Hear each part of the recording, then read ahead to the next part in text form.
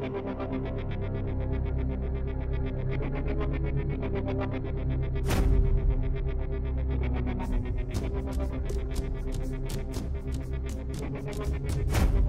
म्हातारीला दिसत नाही तरी माझ्याकडे पैसे ते कसं कळलं तिला?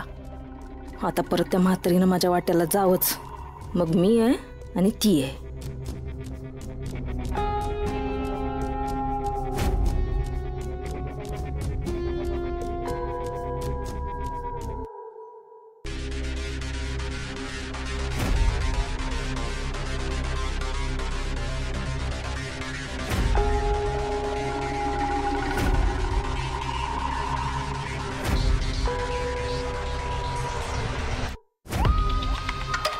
नाही नाही, कोणीच पाठलाग करत नाहीये.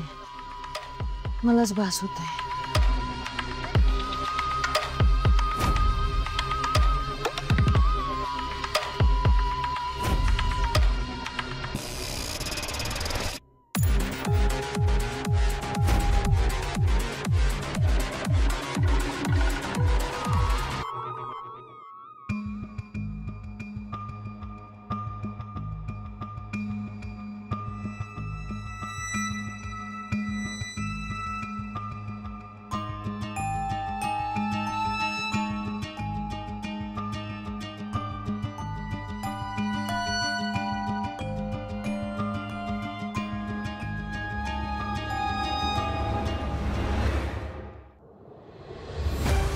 लाले, इथं का बोलवलेस मला?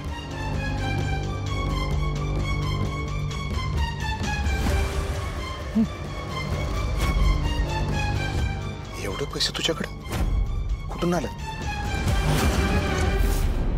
आत्ता या सगळ्याचा विचार नका करू तात्या. आत्ता आईच्या तब्येतीकडे लक्ष द्या. ती एकदा बरी झाली ना सगळं सांगते. अगं पण आलं कुठून एवढं पैसे? अहो म्हटलं ना मी, सगळं सांगते तुम्हाला. एकदा आईची तब्येत बरी होऊन जाऊ द्या. वय ग फुलताई, म्हणजे लाली खरंच आईला बघायला गेली असेल का पैसे द्यायला गेली असेल? अगं मी सांगते ना, पैसे देऊन गेली. माझ्यापासून काय लपून राहत नसतं, कळलं का?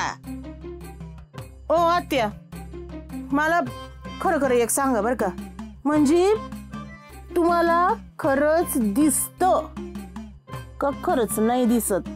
इकडे तुला सांगते मी. मला आहे ना वास येतो आणि तिने चांगलं तिच्याकडे पैसे आहेत, चांगलं लाखभराच्या वर आहेत तिच्याकडे पैसे.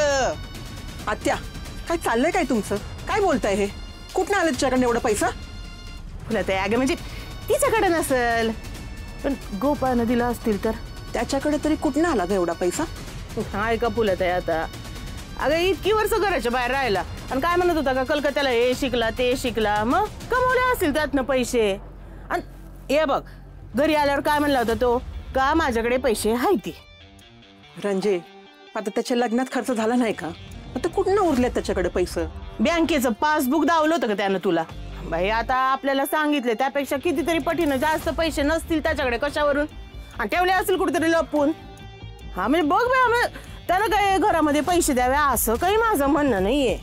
पण तुझी सून तिनं आपल्या लाडक्या बोया गोपाळ्या फसवू नये म्हणजे झालं.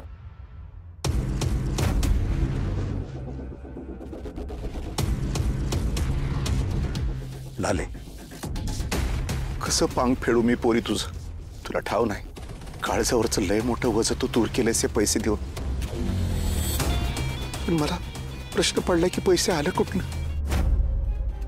खरं म्हणजे बापाने लेकीच्या संसाराला हातभार लावायचा असतो, पण आज लेकीकडेच मदत मागावी लागते मला. तात्या मी मदत नाही करते, माझं कर्तव्य पार पाडते. जगात फक्त लेकानंच आई वडिलांना सांभाळावं, त्यानंच त्यांचं सगळं करावं असं कुठं लिहून ठेवलंय का? लेकीचे आई वडील नसतात का? तिचं त्यांच्यासाठी काही कर्तव्य नसतं का? हो असतं ना.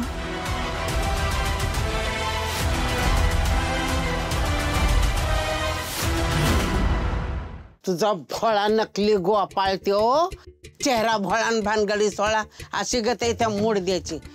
कुणाचा तरी मुडदा पाडला असल आणि त्यालाच लाटून ते पैसा आणला असतील त्याने. आत्या बासा, एखादा माणूस ऐकून घेते म्हणून कुठवर ऐकून घेईल तुमचं? तुम्हाला जी बी काही बोलायचं आहे ना ते मला बोला. आता गोपाळला जर तुम्ही काही बोललात ना तर हे घर सोडून निघून जाईन मी. मग तुम्हीच हे घर सांभाळत बसा. अय फुलत आहे, कुठं म्हातारीकडे ध्यान देती? तुला अलीकडे ध्यान दे. मला काही तिचं वागणं बरोबर नाही वाटत आहे बाई. हे जर का असं सगळं चालत राहिलं ना तर एक दिवस आपल्या गोपाळला विकून खाईल. तुम्ही आजपर्यंत लय केलंय माझ्यासाठी. आज काहीतरी करायची वेळ माझी आहे. मी मागं कसं हटू? आईच्या तब्येतीची काळजी घ्या. लई मोठी झालीस पोरी तू. काल परवा पातूर आम्हाला तुला समजवायला लागायचं आणि आज तूच एवढा मोठा आम्हाला आधार देतेस.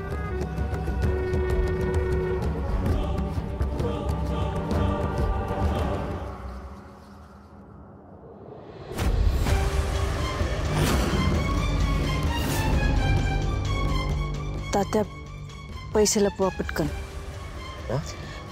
पैसे लपवा पटकन. काय झालं?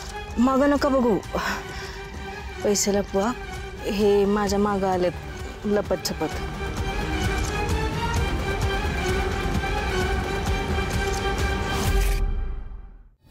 लाले, म्हणजे जावई बापूला यातलं काही ठाव नाही का काय? मी म्हटलं ना वेळ आलं सांगेन सगळं. आता आईची तब्येत महत्वाची आहे. ते लपवा. नका मला हे पैसे तुझं. तात्या, आधी मला सांग हे पैसे कुठून आलं? पैसे कुठून आले हे कळणं महत्वाचं आहे का आईचा जीव वाचवणं महत्वाचं आहे? आईच्या ऑपरेशनसाठी पैशांची गरज होती ना. हे पैसे घ्या आणि आईचं ऑपरेशन पटकन करून टाका. माझ्या आईचा जीव वाचवा. अगं रडतीयस कशा पाय? लाले, तुझी आई आजारी आहे, सोडून नाही गेली आपल्याला. तात्या, तुम्ही पण रडा. ते बघतायत. ते बघतायत अहो, रडा. तात्या, मला आईची लय काळजी वाटते. माझ्या आईचा जीव वाचवा. मी बघते पैशांची काय व्यवस्था होते का, पण माझ्या आईला काही होऊ देऊ नका. उगाच तर लालीवर संशय घेऊन इथपर्यंत आलोय.